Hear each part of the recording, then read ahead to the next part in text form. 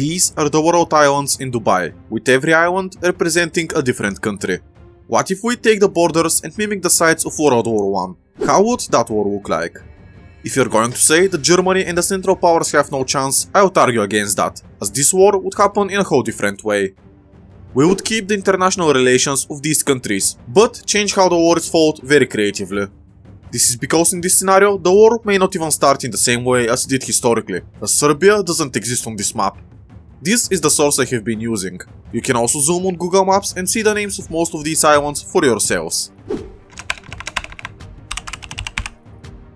This is the map I will be using for this scenario, and don't worry, I'll explain where each country is located in just a second, as there are some really stupid mistakes on the Dubai World Islands. In this map of the world, made in Dubai, Greece is bordering Switzerland and Spain, Syria is located between Greece and Turkey, and so many more. Look at these islands in the Indian Ocean, but also New Zealand's position, in this weird Alaska Yukon Island. There are some anti-islands in Europe that I had to use, so I brought back Serbia and created Belgium, as these two countries were very important for the war of the First World War. And yes, Serbia and Belgium would technically border each other, but don't yell at me, I didn't spend billions of dollars making these islands in the Persian Gulf. I know that it doesn't make any sense, but we can take advantage of this poor mapping and create a really cool scenario. Let me zoom back and show you how the world and the countries that were involved would look like. Here we have Great Britain, together with their colonies and dominions. France with their colonies. Germany and their colonies, who also have half of the Polish island. Russia has also split the Polish island with Germany, but Austria is nowhere close. They are located down there. Hungary doesn't exist on this map, so this country is just called Austria. Then we have the Ottoman Empire, Bulgaria, Greece and Romania. As I mentioned, Serbia doesn't exist on this map, but here in Europe we have two empty islands that I would give to Serbia and Belgium just so we can have a cool story. By bringing back Serbia, we would have the same conditions for the assassination of Franz Ferdinand, which would take place in Austrian-controlled Bosnia and Herzegovina, located on the Serbian island. As a result of that, soon Austria and Serbia would be at war, resulting in Germany to help their ally, but also Russia and France to join the opposing side. It is here when I want to say that Italy is likely to join the Central Powers. Historically, Italy didn't join because they claimed Austrian lands and joined the opposing sides just so they can get these lands after the war. This time, however, Italy is nowhere close to Austria, meaning that there are no border disputes between the two countries. As a result, Austria and Italy can partition Serbia among themselves. Germany can also annex Serbian Vojvodina, a sentence I never thought I would say. Now, Britain joined the war historically after Belgium and Luxembourg were invaded, as a way to get to France. Notice how Germany and France don't share any border, not even in their colonial empires. This time, Austria would technically border France. If the Central Powers wanted to surprise the French by going through neutral countries, they could have invaded the Netherlands, which is this island right here. Jokes on you, Belgium is this time located on top of the Netherlands and borders Serbia, remember? Now, this timeline is already getting very weird, but I hope that you enjoy the chaos of it. I just want to remind you to not take this too seriously, as I didn't spend billions of dollars making these islands in the Persian Gulf. These guys did.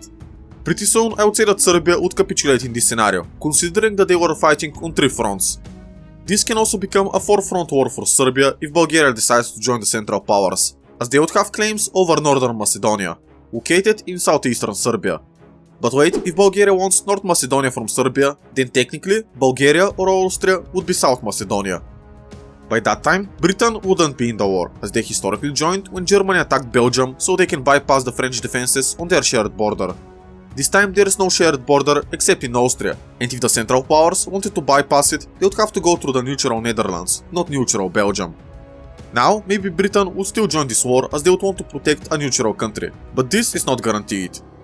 What is guaranteed that Japan and China will not join this war. China joined the Great War because Germany controlled Qingdao, and Japan joined because Germany controlled some islands in the Pacific. Neither of these territories are represented on this map. Qing China may even join Germany's side just so they can annex Hong Kong from Britain, yet another port city in China. Also, this is Singapore located on top of Hong Kong, and no, I'm not making this up. This is literally how these islands were designed and called. Japan may not declare war on Germany, but will declare war on Russia, as this would allow for them to seize a lot of territory. But considering the Anglo-Japanese alliance, they wouldn't proceed if Britain is in the war. For the sake of this video, I would make Qing China join the Central Powers, as we're not at all realistic, so we can have fun with this scenario. Going to Europe, the Russians would start losing ground, as Russian-occupied Poland would fall and Italy would occupy Belarus. No, I'm not kidding, this is Belarus Island, located next to Italy. As for the surprise invasion of France, since Austria is the one initiating it, it makes no sense to call it the Schlieffen Plan, so we can call it the Ferdinand Plan. But wait, since all this is happening on water, wouldn't Britain's navy absolutely dominate the continent? While this is true, I don't think that the Royal Navy would be so advanced compared to the other countries. Britain had the most advanced navy in the world just because they were the only island country in Europe. This time everyone is an island country, so the need for a stronger navy is present for every country. Britain joining the conflict would bring a lot of manpower into the war, which would prevent the fall of the Netherlands. Greece and Romania are also likely to join the conflict on the side of the Entente, which I think would happen in the case of Greece but not for Romania. Romania only joined historically when Russia had a successful offensive into Austria. This time, the Russians would be pushed back, because China is also fighting in the Far East, occupying Kazakhstan and Central Asia. Now, the decisive factor of the war is the United States of America, and whose side they will join. We can assume that in this world, there is going to be a lot of unrestricted submarine warfare on all sides, not just on the German side. As a result, it makes it very hard to predict in this absurd world which side the United States is going to take. But I want to make a scenario regarding the Central Powers victory, as these rarely happen. Germany in this timeline would never send the Zimmermann telegram to Mexico, suggesting that the country attacks the United States. This is because Mexico would be even weaker in this timeline compared to the United States. Portugal can also join this war on the side of the Entente, due to their alliance with Britain, but also since they can help France a lot. This scenario is unlikely to have any trench warfare. The soldiers would just sit on their front lines and wait for the enemy's economy to collapse.